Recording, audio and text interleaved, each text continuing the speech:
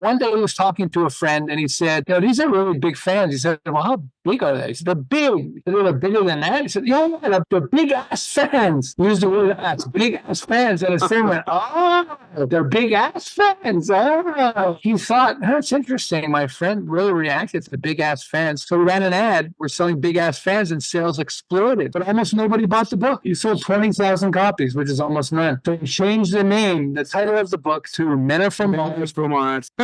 And the book exploded. Yeah. He went from 20,000 copies to 50 million copies just because he changed the title of the book. Only when the tide goes out do you discover who's been swimming naked. Okay? What he's basically saying is only when times are tough do you realize who's competent and capable. But if you said it, you'd go, okay, yeah, it makes sense. But by using a phrase like only when the tide goes out, you discover who's been swimming naked. Folks, you have tuned into TGV and hearty welcome to the Guiding Voice podcast series, the world's only quadrilingual podcast at this moment of recording, and we are trying to embark into multiple languages as we speak, and here we embark on transformative conversations for a better future, and we want to simplify and amplify your journey to success. I'm your host Naveen Samala, dedicated to making the world a better place by bringing you wisdom through valuable discussions with experts designed to simplify and amplify your success. And thank you so much for tuning in.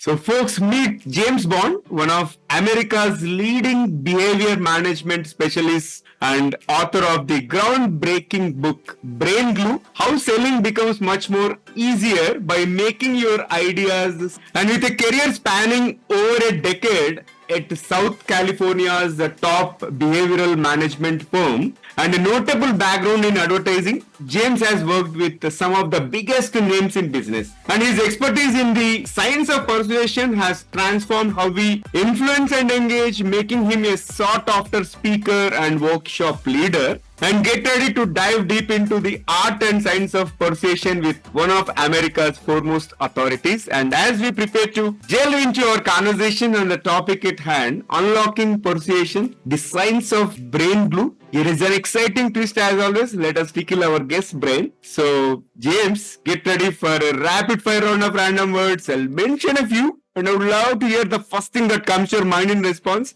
without thinking much. If you are ready, let's dive in. Okay, thank you for having me, Naveen, by the way. Most welcome. And here comes my first word. This time we are coming up with a different set of words. Dirty. So a lot of people don't realize this, but it's a trigger word. It's one of 14 tools that I have. And people say, would you call your product dirty? And yet, would you create a movie and have it dirty? Well, some of the biggest successes movies were Dirty Harry, Dirty Dancing. And I was trying to get my book to be covered by 2 major publishers, 6 major publishers, but I sent them an email and I said the dirty truth about an article you wrote, and 2 of them instantly responded to me and said, okay, you got it. So yeah, you never think about it, but there are certain trigger words that would really work well. And I had this one, so I want to share this with you. I'm working with this company and they said, we want to make you accountable. And I said, you want to make me a cannibal? No, accountable. I said, I know, but the brain here is a cannibal. So when you say accountable. And so remember, there are lots of things that go on in the brain that we don't realize. That's the power of words, and I think you make the best use of it. And let's move to the next one. Ugly. Would you call your product ugly? There are a lot of people that would not call their product ugly. How about a movie? I'll do movies again, but there are lots of other ones. Good, the bad, and the ugly. That uses 2 brain glue tools, okay? The good and the bad, so it's chiasmus, the opposites, okay? The good, the bad, and the ugly. So as you can see people looking at it and say the good, the bad, and the ugly, and we don't realize it's subtle, and yet it wakes up our brain. And the reason is because we're so overwhelmed with content from everything, from our phone, from email, from t-shirts, from a hat that somebody's wearing, from something that happened outside. Maybe yesterday, we just won a client. I'm thinking about that. And so somebody's talking to you. It looks like they're listening, but they're thinking, did I forget to close the windows in my car? Is it raining that right now? Did we just win a client? Did we just lose a client? And half their brain focused on that and not on you. So when you're talking to somebody, you want to wake up the brain. So if you said, I don't want you to feel ugly, and they're going to go, huh? It wakes them up. What did he just say? Next is virgin. How would you like a young boy with almost no money? He borrowed some money from his dad, and he started a company, a magazine to help musicians. And now he's doing really well, and he decides, I want to become an agent for musicians and start producing records. But I need a name that will wake everybody up because I don't have a lot of money, and so I want them to have a name that wakes them up. This is Richard Branson. And Richard Branson said, let's call it Virgin Records. Wow, people respond to Virgin Records because of the word Virgin. Once he started becoming successful, he started buying trademarks. Virgin Trucking. I have somebody in Texas, I don't know this, but in Texas, in America, he's got Virgin Hotel. I didn't know that, but it's all over Texas, Virgin Hotels with his logo. And of course, there's Virgin Airlines and Virgin Galactic and others. But he recognized that, again, we want to wake them up. So there's a product called Blue Emu, and it's for anti-arthritis cream. You put it on your joints if you get pain and all that.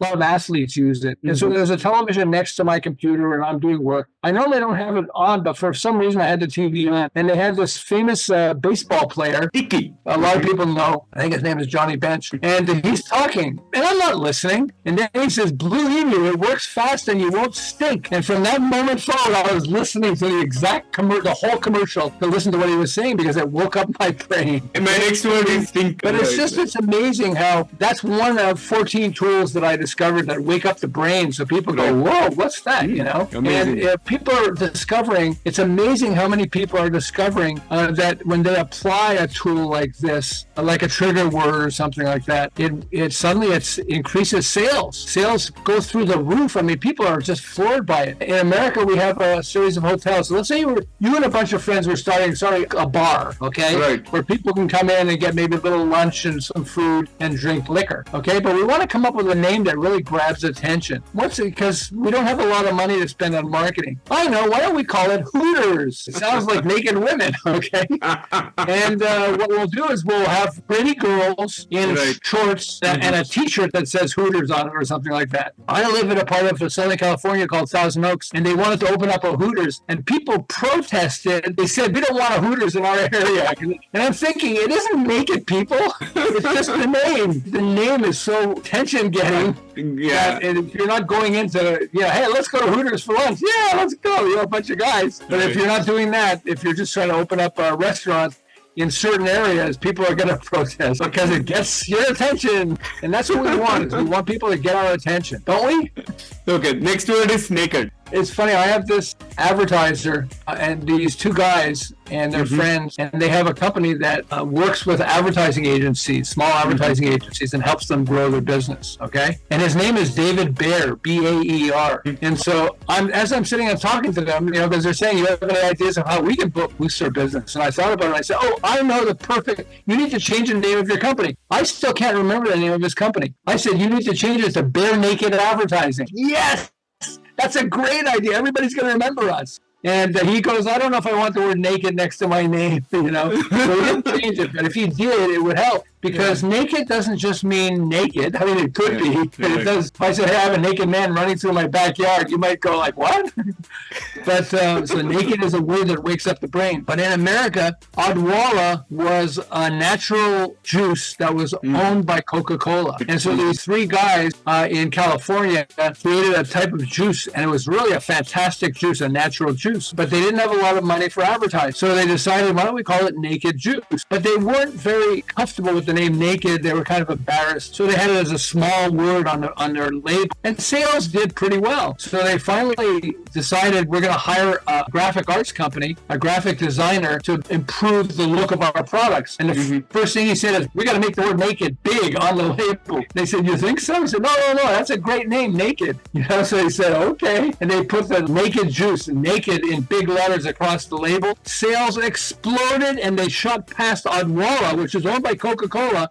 They shot past Odwalla. They became the largest selling natural juice in America by far. And it's because it's naked juice. Because we have to understand also, naked wakes up our brain, but naked also means natural, or it means the bare, when I said bare naked advertising, but people can understand that's like the backbone of it. We're going to teach you the backbone of it, but he didn't go with bare naked. He should have, though. Next word is dummies. If you're trying to win clients, would you say, I'm looking for dummies. If you're a dummy out there, could you please come? You could be my client. Nobody says that.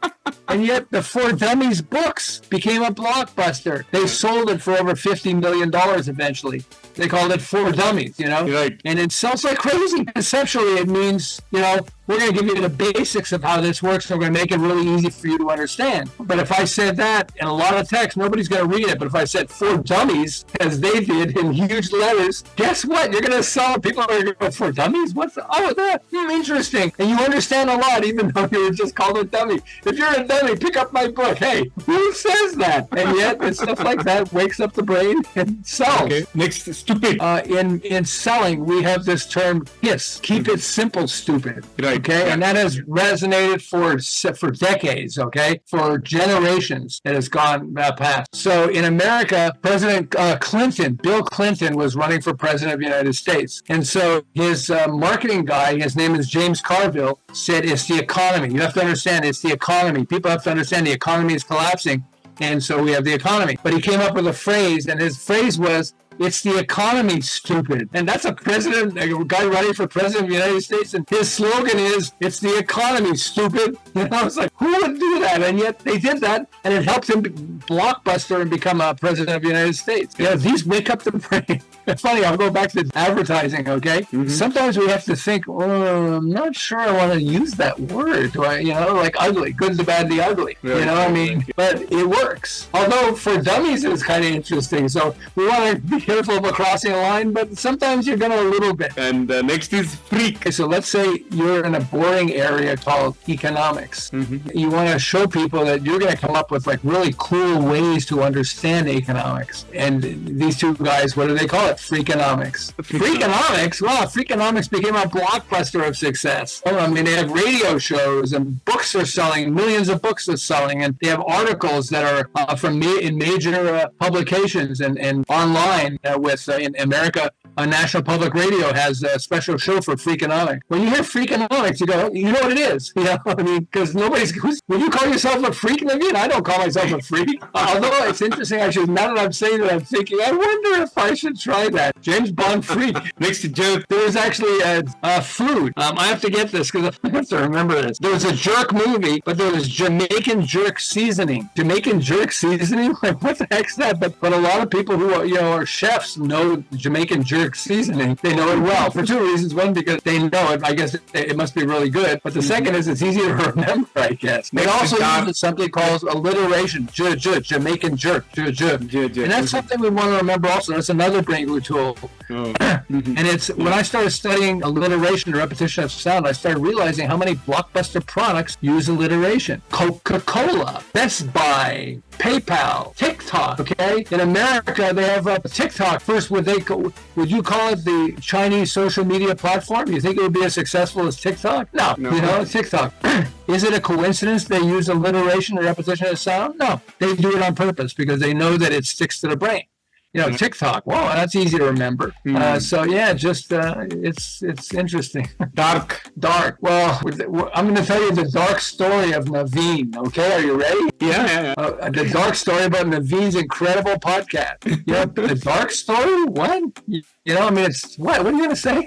It's interesting. I think how it wakes up the brain. It's a funny thing that we think positive. It's going to be positive, but we're going to show you the dark side of Naveen's awesome podcast. Yeah. The dark side of it? What? Okay.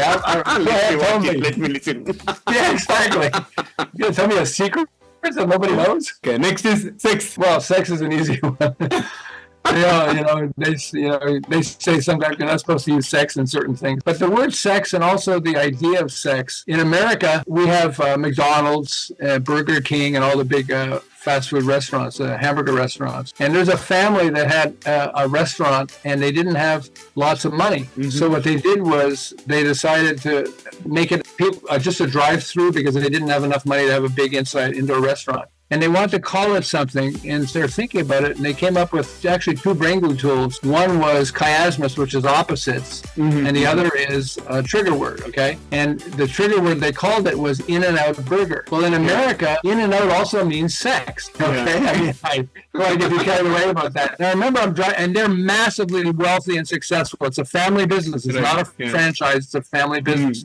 But they're massively successful and wealthy. And so I remember driving down the street with my my wife, and I'm located near a McDonald's, okay, or near a Burger King, wherever it was. They're always near the other restaurants. But they had the big sign. I'm driving past and I go, In-N-Out Burgers. In-N-Out Burger? What the heck? Because they're thinking, that's sex. Okay, In-N-Out.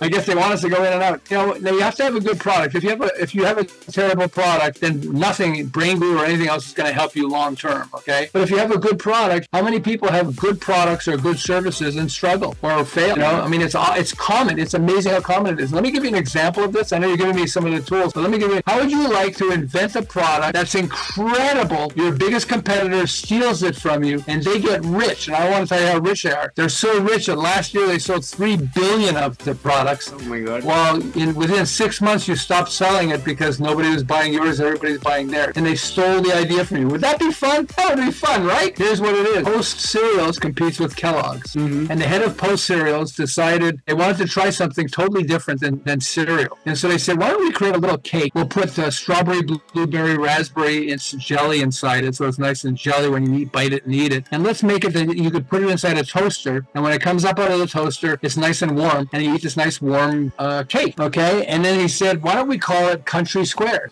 Okay. 3 months before he launched Country Squares, he promoted it to the media. We have this new product coming out called Country Squares. You put it in the toaster, it comes up and blah, blah, blah. The head of Kellogg's saw that and went, what a fabulous product, you know? Hey, guys. And he got the people that work with him and said, look at that. I need you to figure out how to make that. We need to figure out how to make that little cake that goes inside toasters. But then he said, we need to come up with a better name too. And he's thinking about it. And he used, there's a brain glue tool called sense elevation. You know, pick a sense, a sound or a smell, whatever else it is. And he said it pops out of the toaster, so we should call it pop something. And back then, Andy Warhol was very famous as a pop artist. That's another tool called anchoring, where you're taking something that's already in people's brain and you're going to apply it to your product. And he said, why don't we call it Pop-Tarts?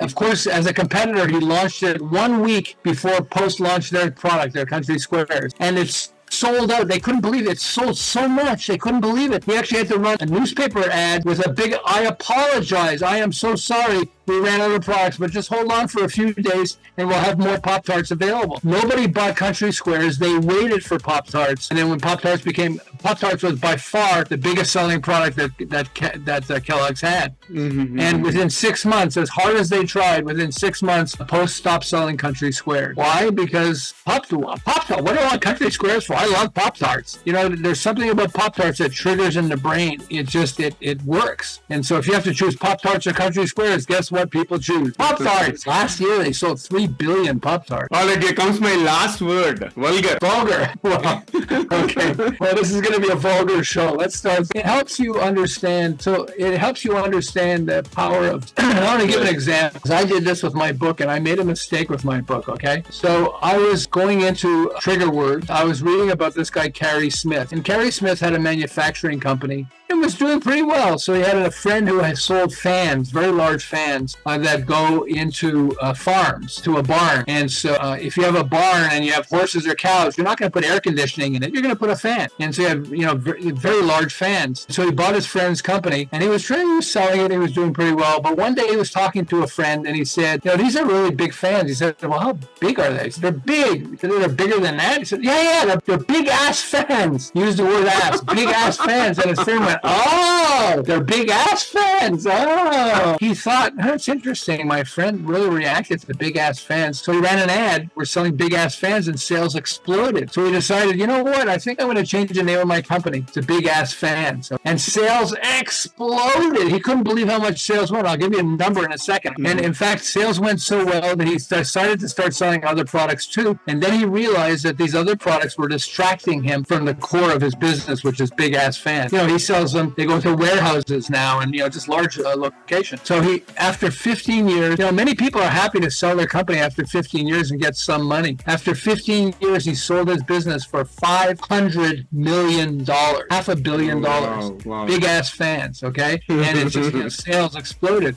And it's because, I mean, we don't want to swear and we don't want to be vulgar and all that stuff, but every once in a while, hey, big ass fans, he made $500 million. How much do you want to make, you know? And so when we start to understand that, so what I did was I was at the beginning of selling my book, of producing my book, and I decided to call it Dump Your Half-Assed Marketing Strategy. That was the original title of the book, okay? And I started promoting it. Amazon, you know, because Amazon likes, you have to sell on Amazon too, that helps. And Amazon came back to me and said, no, we're not going to allow you to advertise your book on Amazon because it's got a swear word in it, ass. And I said, you know, they were trying to be stricter on all the, so I begged them because I had like 80 reviews. Once you have over 100 reviews, Amazon helps you promote it. And I had 80 reviews. And so I begged them. I said, you're making me change the title of my book because you don't want a swear word in it.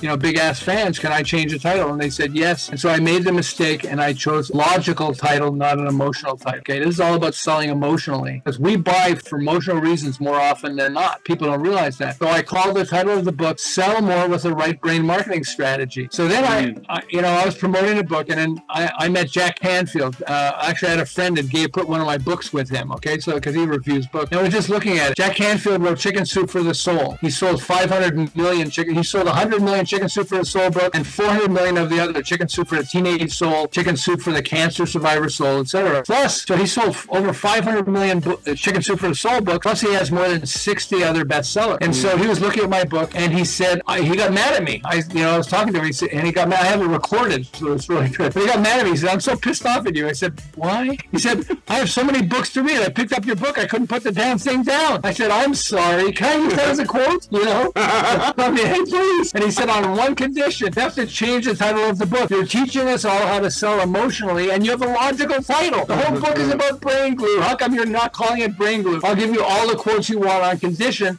that you change the title of the book to brain glue, which is what the whole book is about. I said, do I have to? He said, yeah. And I'll give you all the title. I'll give you promotions. I'll distribute it to lots of people and everything. It's a fantastic book, but it's about brain glue. Why are you calling it this logical title? Brain glue is set up like that because most of us are logical. You know, if you're a problem solver, if you're building a business or whatever, usually you're solving a problem. You know, people don't like this or they want a better example of this, and you have to use logic. But people buy for emotional reasons. Zig Ziglar was a motivational speaker early on. I went to a live session. He's passed away many years ago. Yeah. But he had a wonderful line, and his line was, because I remember at the beginning I hated selling. Now I teach selling. Okay, I love selling. I'm a fan of it and everything because I understand the science, the scientific logic of how selling works, okay? But I hated selling back then, and he said this phrase that really changed my life, and he said, most people don't realize this, but selling is nothing more than a transference of passion. If you saw a movie that you love, nobody has to teach you how to sell. You got to watch this. This movie is fantastic.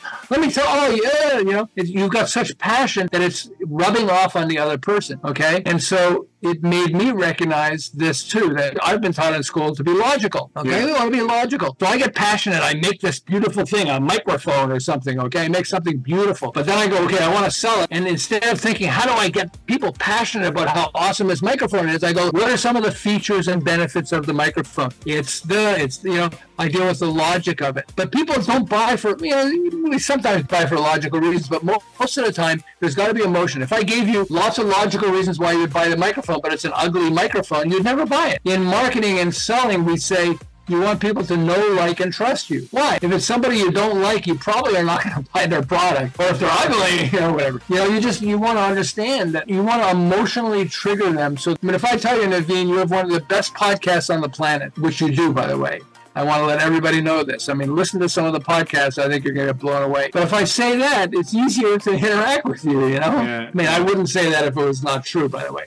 But if I said that, Naveen, you're a good-looking guy, but if you're ugly, I would say, he's ugly, but his podcasts are great. People go, what? So that's what you want, is you want to trigger emotion in people for two reasons. One is to get their attention, because you're competing with so many things, okay, products and ideas. It doesn't matter what it is. You're just all this knowledge is coming in, content is coming into their brain. So you want to wake up the brain, but you also want to, something that's really positive. So let's use For Dummies, those books, okay? So it grabs your attention, But still, you go through it and you like the format. Oh, I see how the format works. This is easy to do. It's got lots of pictures. It really simplifies how I learn how to sell. Every book is the same, conceptually, the same format. Different content, but the same format. Right. So you get used to For Dummies and you fall in love with it, etc. And so you still have to have a good product. And you have to emotionally impact people so that they go, whoa, I really like that. But so you have those two things you always have to do. The first one is wake them up. So they go, whoa, grab their attention. And then the second thing is share with them something that is emotionally positive enough that they go, yeah, I really like this. I love it. And thank you so much for participating in the first rapid fire round. I should not call it as rapid fire, but I'm blown away because you have put all your wisdom in this set of responses, and I thoroughly enjoyed speaking to you so far. And thank you so much for participating in this one. And let's move forward. So first of all, James, Artie, welcome to the Guiding Voice. How are you doing today? I'm doing very well, thank you. I had heart bypass surgery a month ago, so I survived. I was able to announce that toward the end. I thought, let me keep it as a kind of hook by announcing it. But yeah, I think we need to first of all congratulate you because again, first thing, the surgery success, and second thing, you're dealing with high energy and all, which is so inspiring. And people get bogged down by small things, some small incidents and small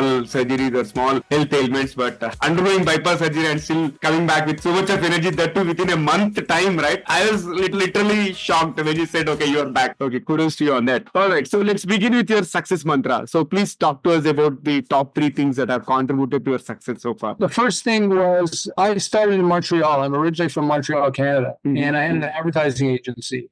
And I tried to I worked my way up and won some of the world's biggest clients, Kraft Foods, Timex watches, things like that. Seagram's world headquarters is there. And I had the opportunity to win the anti-drug campaign in America. And, we tried to win it in America because America's a much bigger audience. And I lost. And I lost to this guy that was holding an egg and said, this is your brain. And he cracked the shell and dropped the egg into a sizzling frying pan. This is your brain on drugs. Any questions? And I realized this was more powerful. I had logical reasons why you should not do drugs. This was emotional reasons why you should not do drugs. And I have no idea how to do how to sell emotionally. And so it scared me. I created a passion box. I put a box next to my computer. Every time I wrote on a 3x5 card, your brain on drugs, and I put it in the box. Every time I saw something or heard something that was emotionally powerful, I would put it in the box without trying to analyze it, hoping that eventually I'd have so many samples, I'd be able to understand how emotional selling works. After 10 years, I moved to Southern California, and I met in America, and I met John Gray. And John Gray was telling me, this was profound for me, for many people. John Gray wrote a book called Men, Women, and Relationships, one of the most powerful relationship books ever written. People who read the book loved the book and said it was one of the most important books they've ever read, but almost nobody bought the book. He sold 20,000 copies, which is almost none. So he changed the title of the book to Men Are From Mars. And the book exploded. He went from 20,000 copies to 50 million copies just because he changed the title of the book. So with a metaphor. So just like he did, complete the phrase, my product is just like, and be crazy. Have the craziest idea first. You may not use the crazy idea, but it will start inspiring you, and then you may come down and come up with a different one, a different way to describe it. But my product or idea is just like, I heard somebody say, my product is like a Swiss Army knife. The Swiss Army knife has all these different choices, and that's what you get from my product is all these different choices. It makes it easy for people to understand. Oh, okay. Well, that's a lawnmower. That's a lawnmower. I won't continue with that. Things like that is like what really affected me. I think when we fail with something, that's often can be very positive. If we accept it, if we go, oh, that's terrible, that's not a good thing. But we all have a scientist in us, and we go sometimes, I don't understand that. Let me see if I can figure this out. And usually that will take you to a place that could be revolutionary. I have a question actually. This is more of a personal question. Like, is James Bond your real name, or have you changed your name? My name was really Fred Flintstone, but that didn't work. Sorry, that's that cartoon in America. No. My name is James I. Bond. I was born after the books and before the movies. So my parents say it's coincidence, but I don't know if I agree with them, but that's fine. Yeah, but no, that's my real name. And I think that's part of why I did Brain Glue, is because I recognized I would walk into a room and I would say, what's your name? I'd say, oh, James. I said, James? He said, yeah, James Bond. James, is that really your name, James Bond? There could be 300 people in the room, but everybody's going to remember my name. Hey, that's James Bond. That guy's James Bond. I mean, I think that's what made me think of brain glue in the first place, is because I have the name James I. Bond or James Bond, and so that's a trigger. Conversation so far, okay, triggered my interest. Okay, let's move to the next one, James. Can you break down how this understanding brain science can significantly boost our ability to persuade and influence? Oh, absolutely. There were competitors in the early 20th century. The number one selling bread in America, I think it was around the world, but in America was Wonder Bread. And they bleached the bread and then sliced it, because before that they didn't have sliced bread. We often have the phrase, boy, that's the smartest thing since sliced bread. Well, Wonder Bread invented sliced bread, and for 10 years they dominated the bread industry. Two competitors came up with a phrase that almost bankrupted Wonder Bread. Their sales went and collapsed. And it was,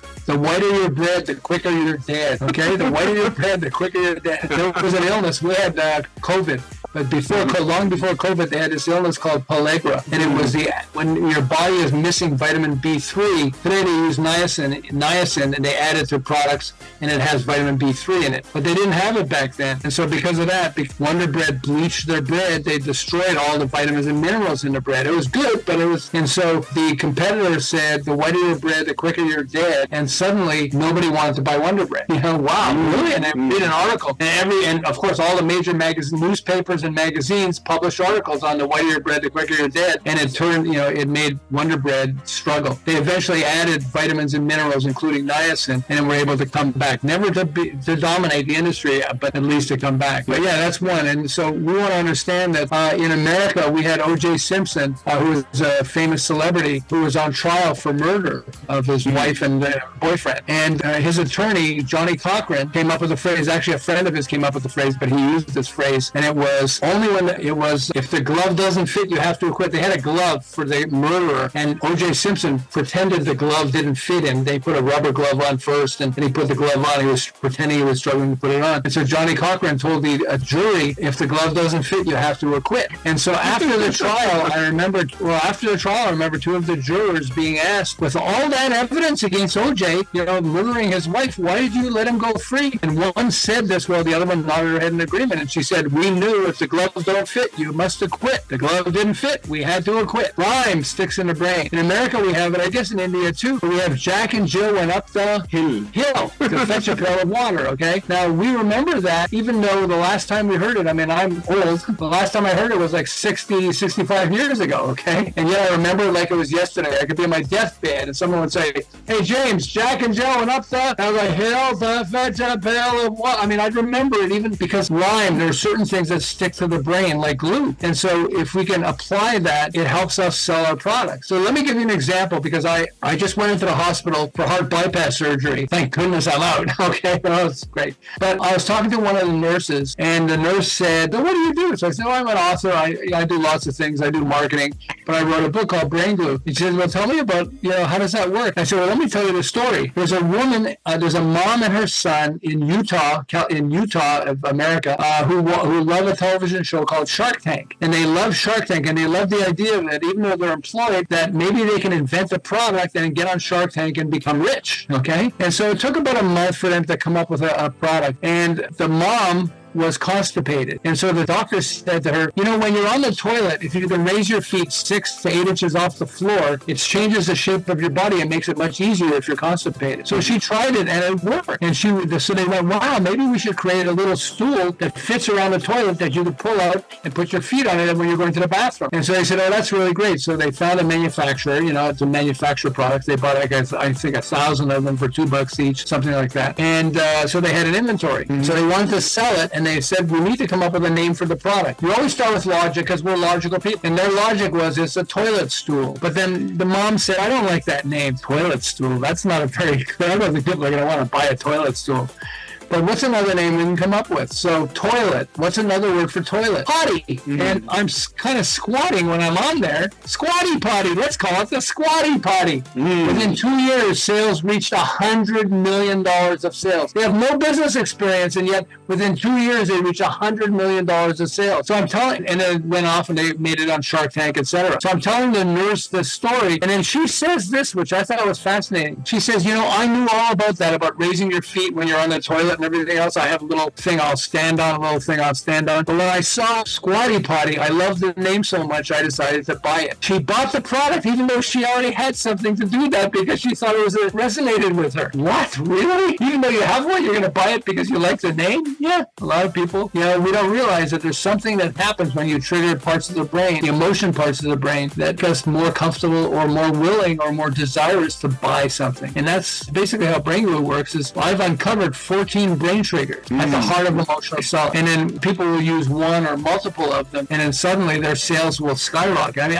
I was, the first time I did it with a construction company. They had, after 10 years, they had $2 million of sales. Okay, that's not bad, right? $2 million. In 1 year, I took them to 10 million. They took them 10 years to get to 2. In 1 year, I took them to 10, and they reached 32 million 2 years later. They went from 2 to 32 million of sales because they applied this in how they described their product. You don't always have to change the name of your product. Sometimes you could change how you describe the product, maybe the slogan for what it is. Amazing. Okay, now let's get into the actual conversation in terms of what exactly is brain glue and how does it revolutionize the traditional methods of persuasion. So brain glue is a way to take what you're selling, whether it's an idea or a product, and get it to stick to the brain like glue. If it sticks to the brain like glue, like if I said that guy, David Baer, do you remember what my suggestion was? Bare naked advertising, right? Yeah, bare naked, yeah. Sticks to the brain, right. Okay? And so what you want is, when you're presenting something, you want it to stick to the brain. You want it to wake up the brain, but you also want it to stick to the brain. There's a famous advertiser, there's a chef, and his name was Bobby Flay. Here we go. Sorry about the pod. There's a famous chef named Bobby Flay, and he created a television show on TV on the Food Channel. So he wanted a name that would resonate. And so what he did was, he was thinking about, he was going to teach people how to grill food. They're focused on grill. So he said, grill sounds like girl. What's a phrase for girl? Boy meets girl. That's a good one. Why don't I call it boy meets grill? It's anchoring. He's taking something that already exists in the brain, which is boy meets girl, and slightly changes it to boy meets grill. Wow, boy meets grill, and boy meets grill became a fantastically successful product. There's a guy named Bobby Parsons. Bobby Parsons created an internet business, and he called it Jomax Technology. And people loved the services that he offered, how to build a website and everything else, but almost nobody was buying the product. So he was thinking about it, and he said, why don't we come up with a better name for a company? And so he said, okay, what do we want to do? We want to come up with a name that would resonate with people. So why don't we say, they tried a bunch of names, and they changed the name of the company to GoDaddy. GoDaddy, yeah. GoDaddy is the monster of success. Yeah. So sales went like this when he changed the name to GoDaddy. Okay, it's stuck to the brain like, ooh, GoDaddy? What? Oh, okay, GoDaddy. Yeah, GoDaddy. And they signed it. So what do you think is easier to sell, Jomax Technologies or GoDaddy? GoDaddy. Exactly. And that's what we want to understand, is that there are certain things that actually trigger the brain. And when we have something, he uses alliteration and repetition of sound. Daddy, he's using a different thing. People are used to GoDaddy. What does that have to do with brain? With the website. But it's easy to remember. Hey, who are you using? I'm using GoDaddy. It's easy to remember. It's like Apple Computer.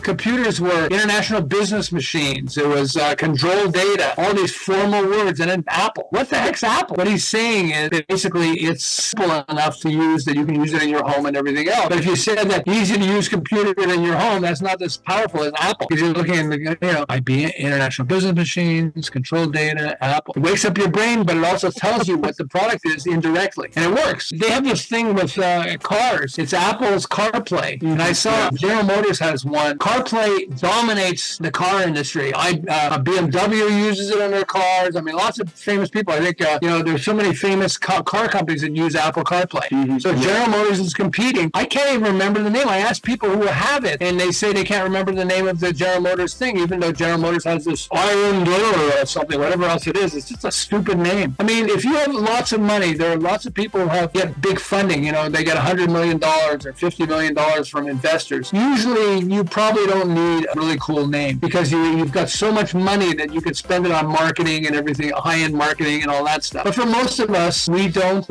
need a name because we need to generate as much sales as possible, attention and sales, without having to spend a fortune because we don't have a fortune. ChatGPT. We remember ChatGPT because it's in Forbes magazine. They had a list of all their competitors. I can't remember the names of the competitors, but they say they got $100 million, $150 million. it's a $2 billion valuation and all that stuff. Yeah, so they've got so much money, they don't need fancy name. They're going to spend it on advertising and hiring salespeople and everything else. But ChatGPT is remember. I dare people to tell me some of the competitors to ChatGPT because there aren't many. No, but ChatGPT, okay, I got that.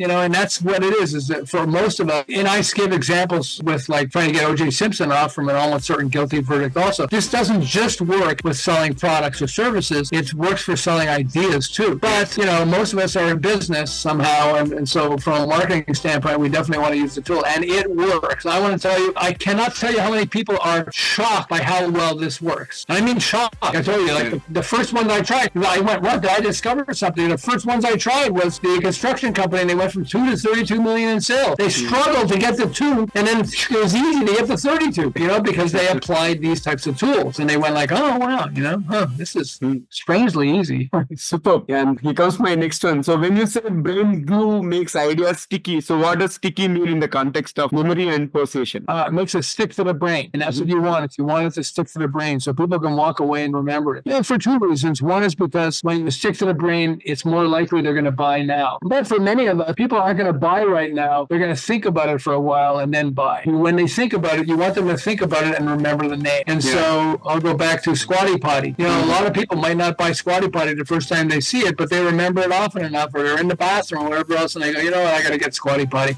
And they remember it. They remember the name. And that's what you want, is you want people to remember your name. Certainly, if you're in marketing, even if it's B2B, business to business, you still want people to remember your name because you want them to promote you to their friends. Yeah. I use GoDaddy. Yeah, I definitely use GoDaddy, so whatever. Okay? It's easy to remember. All right. So how do these emotions fundamentally drive decision making and influence our purchasing choices? We make decisions based on emotion. And I realized, wow, this is like profound. He was telling me the story of this, but it was profound. I suddenly realized that this is a metaphor. Men are not really from a different planet. A lot of women might think we're from Mars. Okay, yeah, we're from far away women. But no, but it's a metaphor. They're basically saying men are so different from women that it's almost like men are from a different planet than women, okay? That's basically what men are from Mars and women are from Venus work. When I realized that, I thought, have I uncovered the secret to emotional selling? Well, one of the secrets, when I got home, I dumped the passion box on my bed, and I discovered that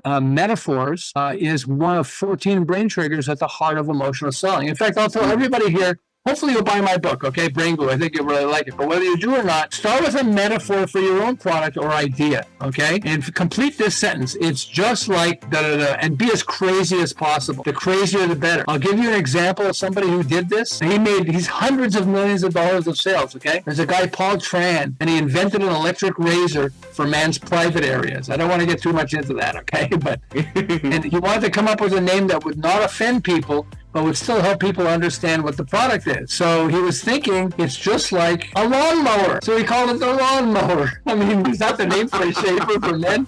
Okay, the lawnmower. He actually changed the name of his company to Manscaped. We're going to landscape a man with a lawnmower. I remember being in a store and they had a big poster, and it said the lawnmower had an arrow and it showed the electric razor. Of course, what did I do? Like everybody was there. Opted, I read, what is the lawnmower? And I read his text. I didn't buy it. But if I bought it, I would call my friend. I would call Naveen. Hey, Naveen, guess what I just bought? What? The lawnmower. You have to mow your lawn? No. It's for shaving men's private areas.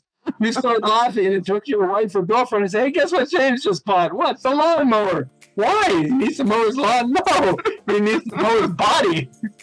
And it spreads like, it spreads like virus. But it's just, But yeah, so when I started to realize that, I was like, whoa, okay. And most of the time, and then we strengthen it with logic. Now, I can buy a car, and it's the most beautiful car in the world, but I'll tell my wife, oh yeah, it's good. We got back seats for the kids and whatever else it is.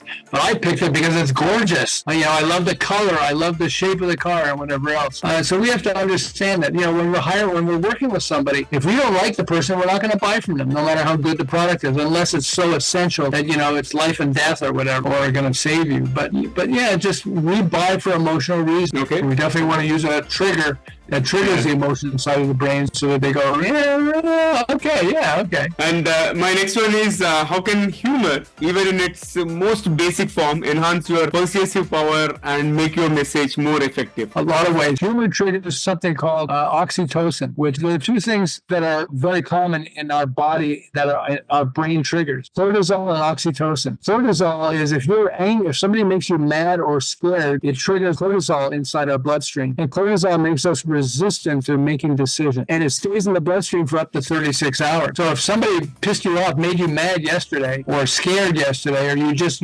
afraid you're going to lose a client or something, big, and I try to sell you something, cortisol is in your bloodstream and it makes you resistant to all kinds of things. The one exception is oxytocin. If I can tell you a joke, I was talking to these three women who were kind of religious, and so I wanted a religious joke. I have different types of jokes. So I said, so the little girl comes up to her mommy and says, "Mommy, Daddy says we came from apes, but you say we came from Adam and Eve. Honey, Daddy's talking about his family. I'm talking about my family." And these women laughed like crazy. As soon as they started laughing, they were much more receptive to what I was saying. Does that make sense? Yeah. And there are a lot of jokes. People use jokes. I say, I'd rather wake up and pee than pee and wake up. I don't know if you can imagine that. I'd rather have a bottle in front of me than a frontal lobotomy. There are a lot of jokes that work this way.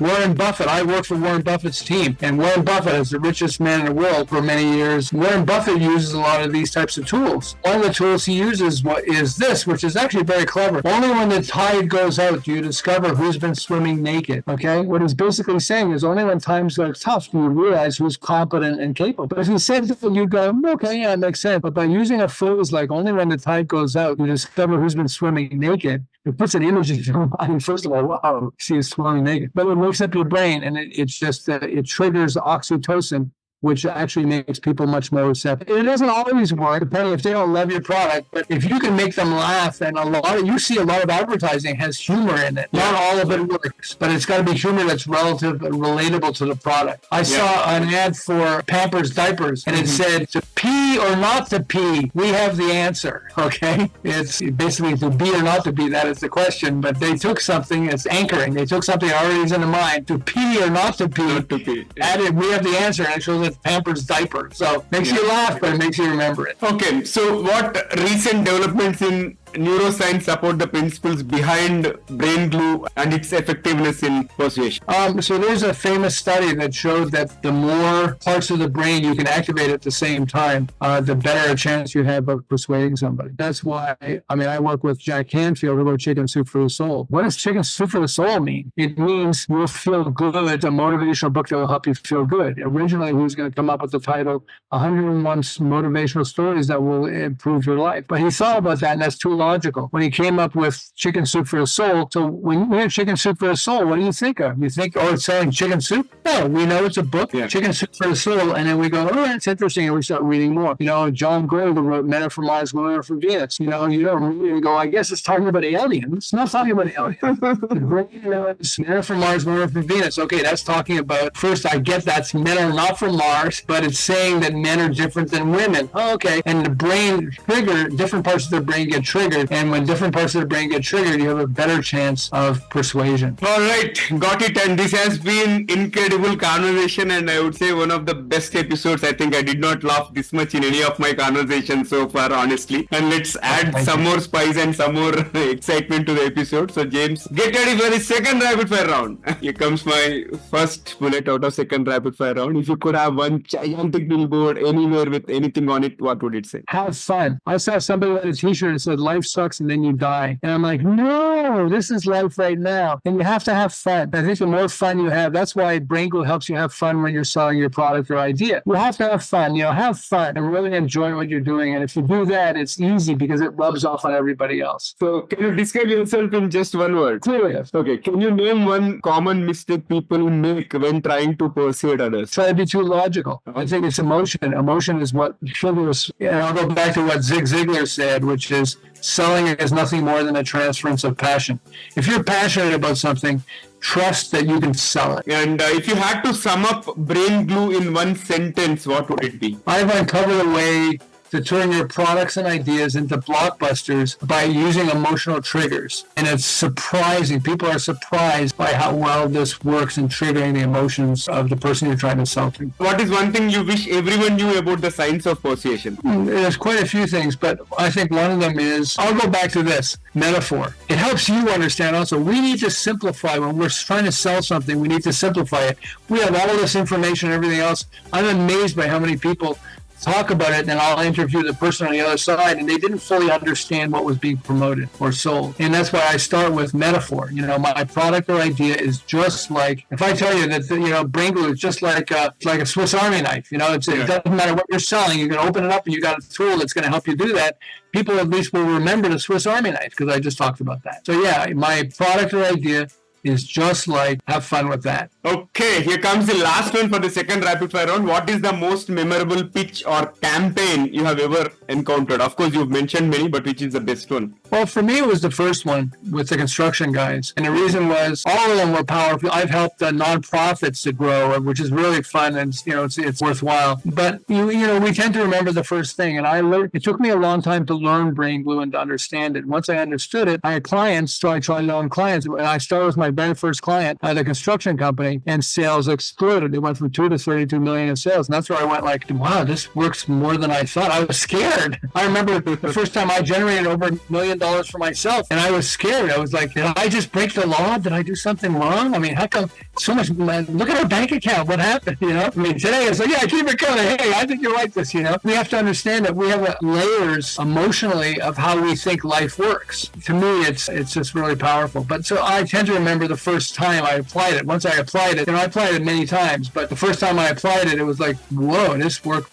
better than I thought it would work. Let me try it on this thing. Whoa, it works on this. Let me try it on this thing. It doesn't work on every single thing, but I would say easily almost 90% of all the things I've applied it to, my own things and clients, sales have exploded. Amazing. And after that engaging and energetic second rapid fire round, let's flip back to the mainstream. And here comes my last but one question. So what is one unconventional way someone has applied brain glue to achieve remarkable? Jack Canfield with Chicken Soup for the Soul, he sold 500 million books. He applied brain glue. He didn't fully understand it was brain glue then, but now he bought copies of it for everybody in his company. He's forcing them to read it and use it. The biggest book he sold was Chicken Soup for the Soul, but then he published 60 other books that became bestsellers, mostly because he has lots of money, so he promoted it well. Also because he's famous, because he's Jack Canfield and was Chicken Soup for the Soul. But he realized there are so many of the books that would have sold even more copies if he would have applied brain glue. He applied it to the first book he had, and now he's realizing he didn't even realize why he applied it. Why did he apply brain glue to his first book? Because it was emotional. Right. He allowed the emotional part of his brain to take over, and that's how he came up with the title for Chicken Soup for the Soul. But he didn't for so many of the other books that he realizes that, yeah, he hurt himself in a way because he could have sold a ton more books, not just to make money because he's so rich, but so he can make a difference. He writes books and he wants to make a difference in people's lives. Chicken Soup for the Soul wouldn't have sold so many if it wasn't a good book, but it also wouldn't have sold so many if he didn't have that good a title. Yeah. And so that's what we want to remember. It's the two things. Have a good product or service, but you also have to have a good way to wake people up so they understand what it is, and that you trigger different parts of the brain at the same time. If people go, whoa, yeah, I could. I'll go joking at my level. Exactly. Okay, superb. As I said earlier,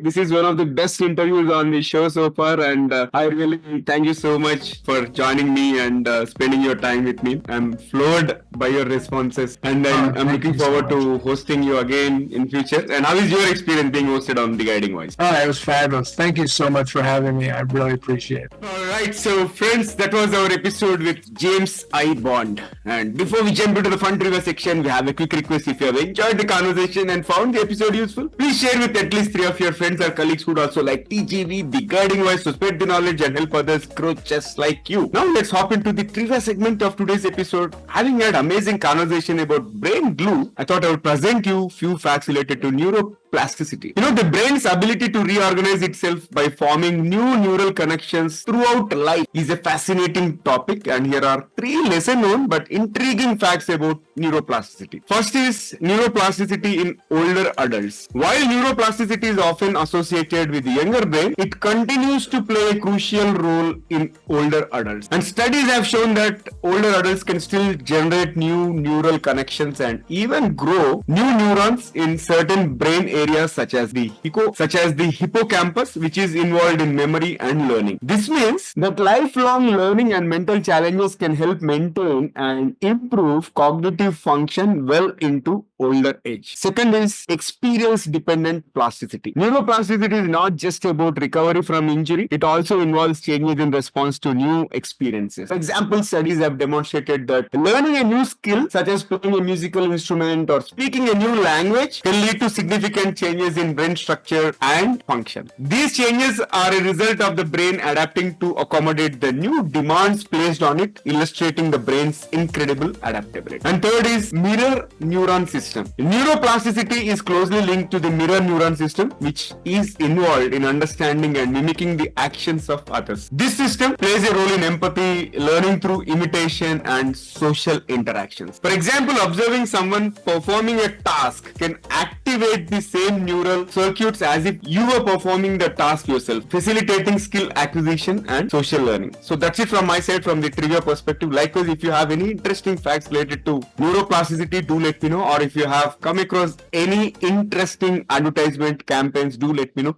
If you are watching this episode on YouTube, you can comment there, or if you have found this on social media platforms, you can comment there as well. Thank you so much. Goodbye for now. See you all in the next episode with another amazing guest. Take care. Love you.